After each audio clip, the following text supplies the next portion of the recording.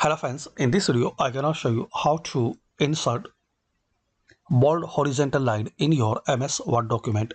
So to insert bold horizontal line, there is very simple and super easy method.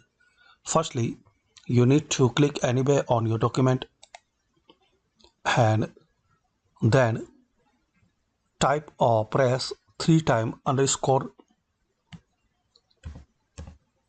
then press enter.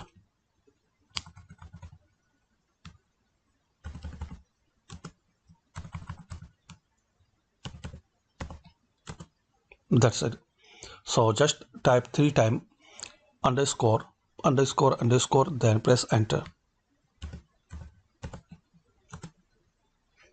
So as we can see, we have now this bold horizontal line.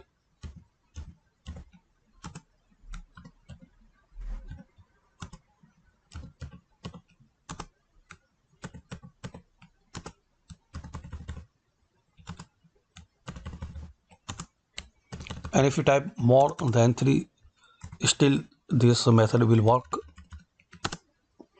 So hopefully friends, you like this video. By this quick method we can know how to insert and add bold horizontal line in MS Word document. Thanks for watching. Please comment this video useful for you or not.